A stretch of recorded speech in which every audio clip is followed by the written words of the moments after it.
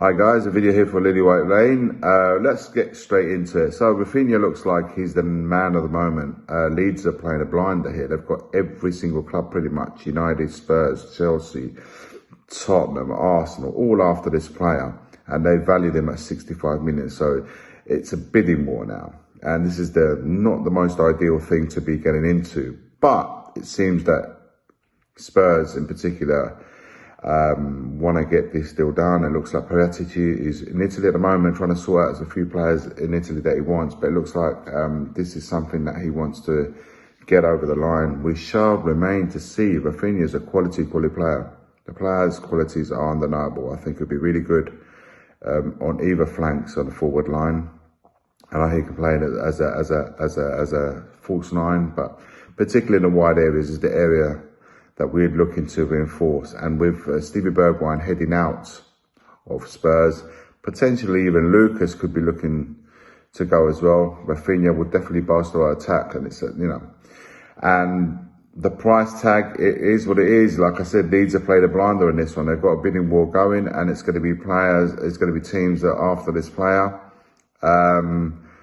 Let's see what happened up front. The next player I want to discuss is Richarlison. Now, it's a player that's clearly dividing the Spurs fan base. Some people say, yeah, he'd be a really good addition. 6 goals in the last 9 games of the season helped Everton stay up.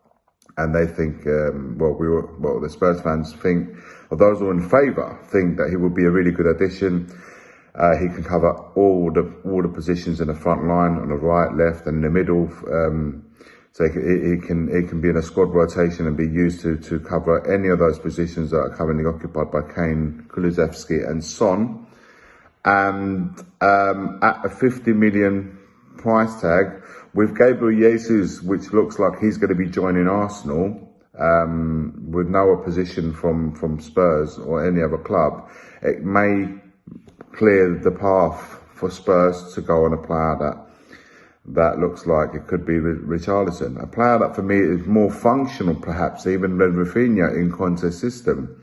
For his work ethic and his pressing from the front line. I could see why Conte would look to a player of Richarlison's characteristic and include him into that Spurs in a Spurs team. But again, we shall remain to see what happens with that one. But I think both Raphinha and Richarlison, I don't see why we should choose one or the other. For me, we should be able to get both players. I refuse to, the Spurs have the money, and I refuse to believe that there's not enough money to get both. There are absolutely any money. Any team that charges more for the season ticket holders than any other fan base in the league. We're top of the league when it comes to charging season tickets. We have absolutely no problem with money, and we're the 10th richest club in world football. So please, guys, don't believe for a second that money is an issue at Tottenham Hotspur. We have the money to spend, and we have the money to spend on these sort of caliber players and bringing them in.